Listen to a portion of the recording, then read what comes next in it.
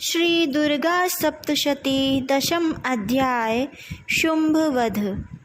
महर्षि मेधा ने कहा, हे राजन, अपने प्यारे भाई को मरा हुआ तथा सेना को नष्ट हुआ देखकर क्रोध में भरकर दैत्यराज शुंभ कहने लगा, दुष्ट दुर्गे, तू अहंकार से गर्व मत कर, क्योंकि तू दूसरों के बल पर लड़ रही है।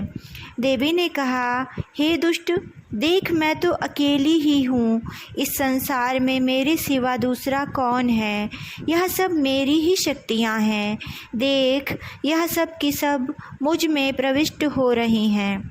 इसके पश्चात ब्राह्मणी आदि सब देवियाँ उस देवी के शरीर में लीन हो गईं और देवी अकेली रह गई।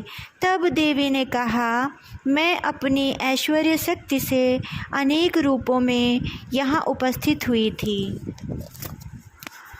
उन सब रूपों को मैंने समेट लिया है।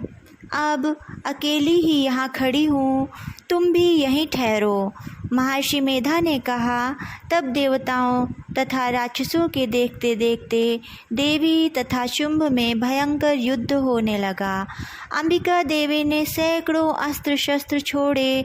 उधर दैत्यराज ने भी भयंकर अस्त्रों का प्रहार आरंभ कर दिया। देवी के छोड़े हुए सैकड़ों अस्त्रों को दैत्य ने अपने अस्त्रों द्वारा काट डाला। इसी प्रकार शुंभ ने जो अस्त्र छोड़े, उनको देवी ने अपने भयंकर हुंकार के द्वारा ही काट डाला। दैत्य ने जब सैकड़ों बाण छोड़कर देवी को ढक लिया, तो क्रोध में भरकर देवी ने अपने बाणों से उसका धनुष नष्ट कर डाला। धनुष कट जाने पर दैत्येंद्र ने शक्ति चलाई, लेकिन देवी ने उसे भी काट कर फेंक दिया। फिर दैत्येंद्र चमकती हुई ढाल लेकर देवी की ओर दौड़ा, किंतु जब वह देवी के समीप पहुंचा तो देवी ने अपने तीक्ष्ण बाणों से उसकी चमकने वाली ढाल को भी काट डाला। फिर दैत्येंद्र का घोड़ा मर गया, रथ टूट गया, सारथी मारा गया। तब वह भयंकर मुग्दर लेकर देवी पर आक्रमण करने के लिए चला, किंतु देवी ने अपने तीक्ष्ण बाणों से उसके मुग्दर को भी काट गिराया। इस पर दैत्य ने क्रोध में भरकर देवी की छाती में बड़े जोर से एक मुक्का मारा। दैत्य ने जब देवी को मुक्का मारा तो देवी ने भी उसकी छाती में जोर से एक थप्पड़ मारा। थप्पड़ खाकर पहले तो दैत्य पृथ्वी पर गिर पड़ा, किंतु तुरंत ही वह उठ खड़ा हुआ। फिर वह देवी को पकड़कर आकाश की ओर उछला और वहां जाकर दोनों में युद्ध होने लगा। वह युद्ध ऋषियों और देवताओं को आश्चर्य में डालने वाला था। देवी आकाश में दैत्य के साथ बहुत देर तक युद्ध करती रहीं। फिर देवी ने उसे आकाश में घुमाकर पृथ्वी पर गिरा दिया। दुरात्मा दैत्य पुनः उठकर देवी को मारने के लिए दौड़ा। तब उसको अपनी ओर आता हुआ देखकर देवी ने उसकी छाती विदीर्ण करके उसको पृथ्वी पर पटक दिया।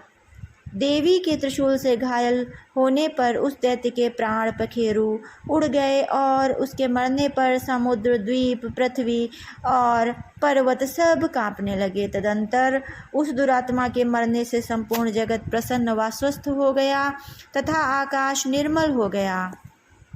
पहले जो उत्पात सूचक मेघ और उल्कापात होते थे, वह सब शांत हो गए। उसके मारे जाने पर नदियाँ अपने ठीक मार्ग से बहने लगीं। संपूर्ण देवताओं का हृदय हर्ष से भर गया और गंधर्वियाँ सुंदर गान करने लगीं।